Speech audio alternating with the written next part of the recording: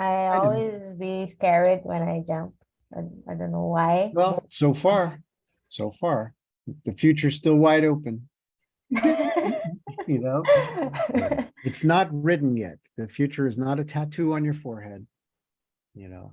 And if you choose to do the things that calm you down, so if you were having a panic attack, what might you do? Okay, well, you're not going to be able to take a hot bath with candles and Epsom salts. So you hold still and you keep your eyes still and you breathe fully and you relax every time you let the air out, right? You don't gulp air in and you don't push it out fast.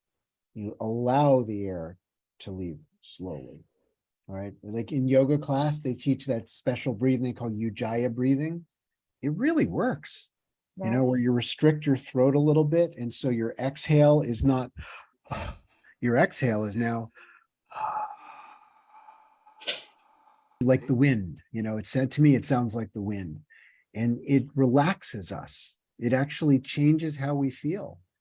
And of course, as you exhale, you look for the stress that you're holding in your body. Maybe it's your shoulders, maybe it's, your feet are tight or you're holding your butt cheeks tight. I often find that my legs get really tight when I'm under canopy and feeling nervous.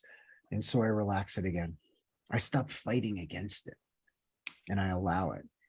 And there's really two angles the way I look at feeling stress under canopy. One is to try to soften and slow down and relax and hold still. Maybe slow down the airspeed so that it's not, if it's not so windy, you don't have this, an additional stressor. So that's one angle on it. I usually begin there. I find, well, I would say not usually, I always begin there. But then I got to charge it up. For me, if there's a lot of stress, if it's kind of scary, if I'm constantly trying to relax and slow down, it doesn't fully work. I can't fully relax under a parachute. I mean, I'm up in the sky for God's sakes, So after I do the de-stressing as much as I possibly can and hold my mind still, then I got to go the opposite direction. I have to meet the stress where it is. I have to lean into it. If you sort of try to get rid of stress that's not going to go away anyway, because the situation is not at rest. You know what I mean? You're still in the sky. You still have to fly a pattern. You still got to land. You're not going to be able to go into a state of meditation completely. So that's where singing out loud comes in. That's where dancing under canopy comes in, and screaming, you open up your body into the Wonder Woman pose, where your legs are wide and your arms are out like this and you go, yeah, I'm nervous. Instead of trying to hide it, you accept it. You accept, yes, I'm nervous. And my body is nervous. It's sort of deliberately, it's giving me energy. It's giving me physical power. But if I wear it like a wet blanket, it's going to make me softer and weaker and not as intelligent. So I have to first soften as much as I can, but then I have to paddle with the wave. I don't know if you've ever done any surfing, but the bigger the wave, the faster you have to paddle. And to me, I think the adrenaline can work that way sometimes, where we have to not just accept it, but go with it. If you can't get out of it, you might as well get into it. Right? Does that make sense? Yeah. Right? You can't get out of the situation, so you might as well enjoy the experience and label this, quote, stress, joy. Same thing, same heart rate. One could be, oh my God, I'm almost in a car accident. And another could be, I'm going over the hill in a roller coaster with my hands up. It's the same heart rate. It's the same blood pressure, but I'm choosing to enjoy it. And that's kind of a secret weapon, to lean into the experience. Well, on the south side of Chicago, it was the baddest part of town.